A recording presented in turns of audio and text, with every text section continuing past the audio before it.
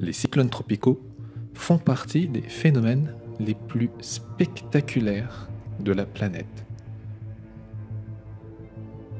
Ils peuvent même, dans les cas les plus extrêmes, devenir de véritables machines de destruction massive. Vents violents, pluies torrentielles, marées de tempêtes mortelles et même vagues destructrices sont tous les ingrédients réunis par le cyclone qui font de lui un parfait destructeur. Et pourtant, au cœur de cet exceptionnel et infernal tourment se trouve une surréaliste zone de calme, appelée l'œil du cyclone.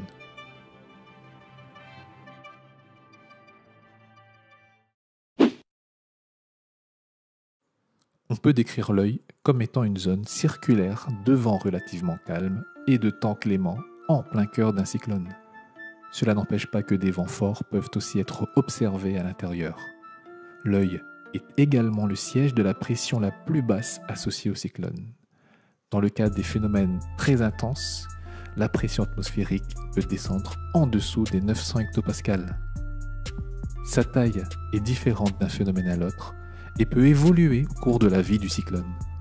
L'œil peut être minuscule ou à l'opposé être très large, dans le cas notamment des cyclones de type annulaire. Sa largeur varie de 8 à 200 km, mais globalement, la majorité des cyclones ont un œil de 30 à 60 km de diamètre.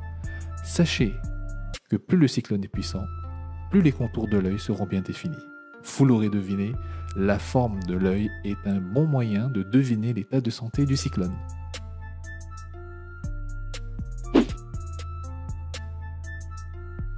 L'œil est entouré par le fameux mur de l'œil. C'est dans cette zone de convection profonde et relativement étroite que l'on trouve les conditions paroxysmiques du phénomène. Cet anneau est particulièrement redoutable. C'est le pire du cyclone.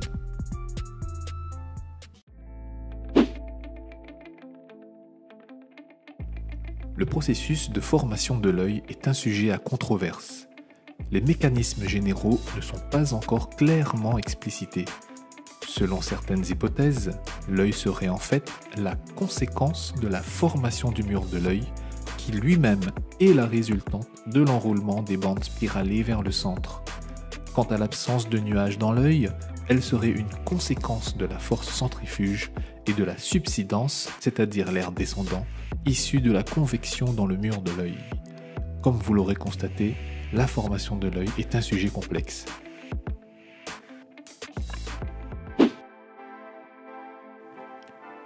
Le cycle de remplacement du mur de l'œil est un phénomène se produisant au sein des cyclones de forte intensité. Concrètement, le mur interne se contracte pour être remplacé par les bandes extérieures qui se renforcent. Le mur initial est étouffé et finit par disparaître au profit d'une nouvelle ceinture de convection intense. Durant ce processus, le cyclone faiblit temporairement, l'œil devient plus grand et la zone des vents forts s'élargit.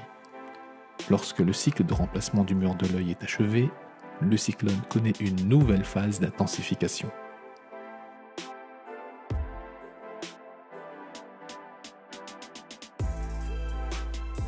L'œil des cyclones donne un caractère irréel à ces phénomènes hors normes.